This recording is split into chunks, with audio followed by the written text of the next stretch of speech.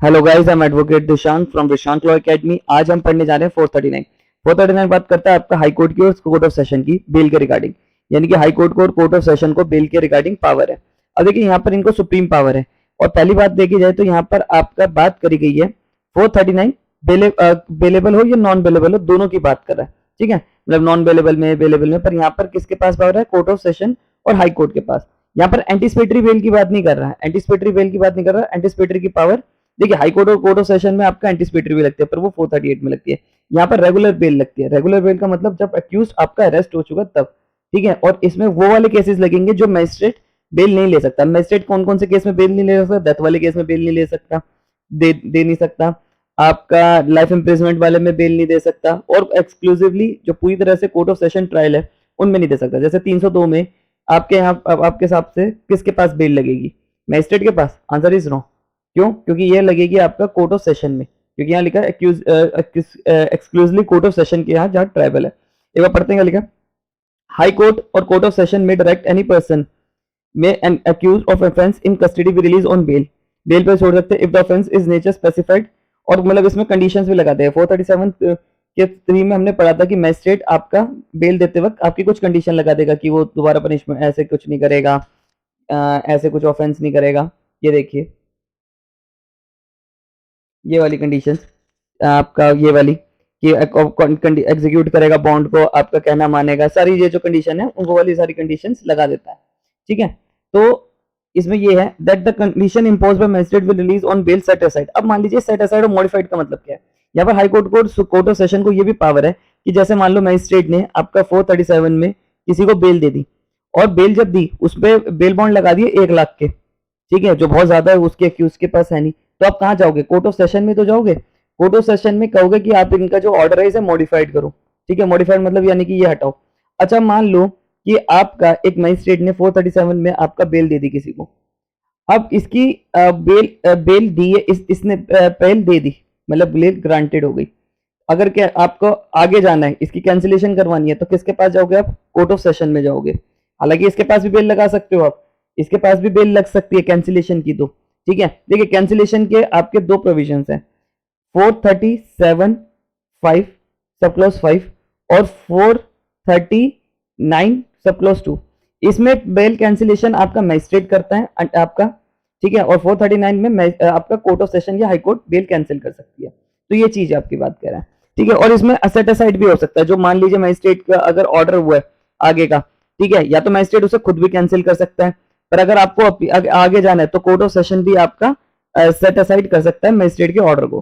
ठीक है, और मान लीजिए अगर मैजिस्ट्रेट ने बेल नहीं दी, तो उसके आप कहाँ जाओगे? फिर आगे कोर्ट ऑफ सेशन में जाओगे, 439 में जाओगे। ठीक है, जैसे आपको एक प्रोसीजर से समझाते हैं। जैसे ये देखिए, एफआईआर हुई, अक्यूज को अरेस्ट करा, 57 में उसे पेश करा 24 घंटे के अंदर मैजिस्ट्रेट के सामने, फिर वो पीसीआर एमसीआर डिसाइड होगी उसकी।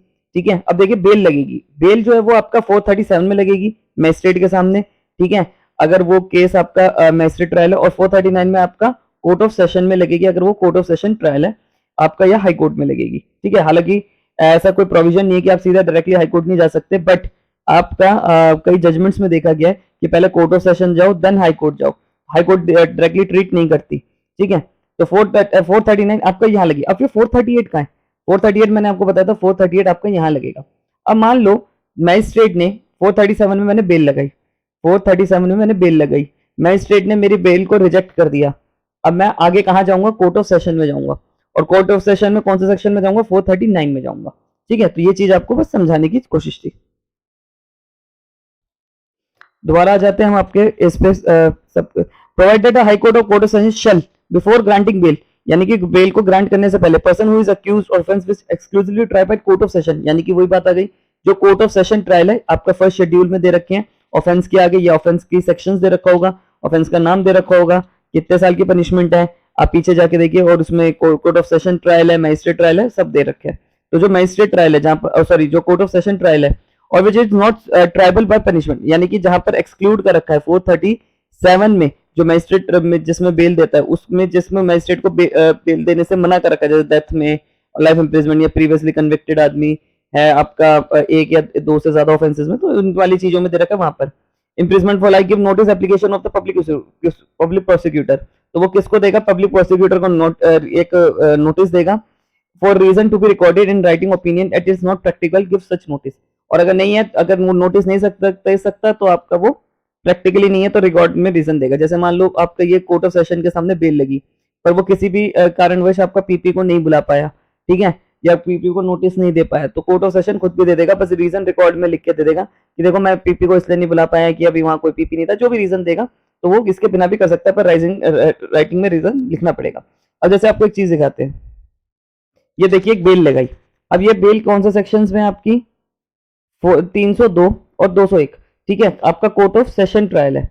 अब इसमें क्या है कि यहाँ पर आपका ये जो थी जज से, यहाँ पर आप देखिए इसकी पोस्ट देखिए, एडिशनल सेशन जज, यानी कि आपका कोर्ट ऑफ सेशन ही होता है, ठीक है, मतलब रैंक वाइज तो ये सेम ही होते हैं, बस थोड़ा सा फर्क होता है, ठीक है। अब देखिए यहाँ पर क्या है, पहले एक्चुअली में क्या होता है, जैसे आपने बेल एप्लीकेशन लगाई, बेल एप्लीकेशन आपने जज साहब के सामने लगाई, फाइलिंग करी।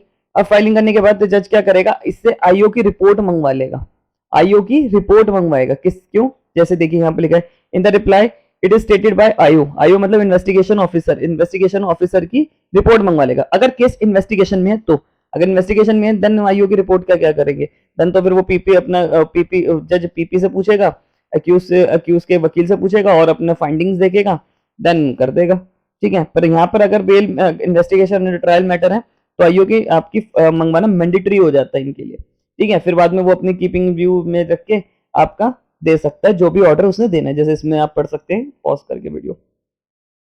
तो मेरा बस आपका यही मतलब बताना था कि आपका, ठीक है। तो कोर्ट ऑफ सेशन, अब यहाँ पर लिखा हुआ है कि इसका सेकंड पॉइंट पढ़िए, हाई कोर्ट और कोर्ट ऑफ सेशन में direct that the person and who has been release on bail under. अब देखिए फोर्थ, देखिए कैंसिलेशन ऑफ बेल कौन कौन से सेक्शन में हो सकती है।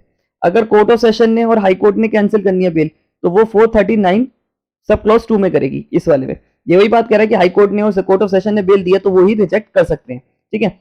और अगर आपने मजिस्ट्रेट ने अगर बेल दी है, और अगर मजिस्ट्रेट ने बेल दिया तो उसकी कैंसिलेशन लगती है, खुद मजिस्ट्रेट कौन से में कैंसिल करेगा, 437 सब क्लॉज 5 में करेगा। अगर खुद से, ये खुद से करेंगे तो 439 सब क्लॉज 2 में, और मजिस्ट्रेट कैंसिल करेगा तो आपका 437 5 में करेगा। खुद से अगर दिए जो बिल देगा जो वही कैंसिल करेगा इन सेक्शन में, ठीक है। यहाँ के लिखा हाई कोर्ट और कोर्ट ऑफ सेशन में direct that any person who has been release on bail under this chapter be arrested and commit him to custody, तो उसे कस्टडी में भेजा जा सकता है। अब देखिए इसके कुछ प्रोवाइडेड थे जो बाद में एडिट हुए थे, कि इसमें लिखा है provided further that the High court और court of Session shall before granting bail to person who is accused. अब जो अक्यूज होगा 376 का सब क्लॉज 3 का, 370 ए बी गैंग रेप में हो गया आपकी, ये सेक्शंस है जो रेप से है, उसमें एप्लीकेशन की आपका पीपी को नोटिस जरूर देगा 15 दिन के अंदर अंदर, कितने 15 डेज के अंदर नोटिस देगा। हालांकि आपका पीपी साहब बैठा होता है तो उससे आईओ की रिपोर्ट आने के बाद डायरेक्टली हो जाता है। अब यहाँ लिखा था प्रेजेंस ऑफ द इंफॉर्मेंट, यानी कि जो इंफॉर्मेंट है जिसने एफआईआर दर्ज करवाई है, ठीक है, उसकी ऑब्लिगेटरी है, मतलब उसे आना ही पड़ेगा इन केसों में, सिर्फ 376 और इसमें। हालांकि जनरली आपका कंप्लेनेंट को या इन्फॉर्मेंट को बुलाते नहीं है। आई होप आपको मेरी वीडियो पसंद आई हो, अगर आपको मेरी वीडियो पसंद आई तो चैनल को सब्सक्राइब करें।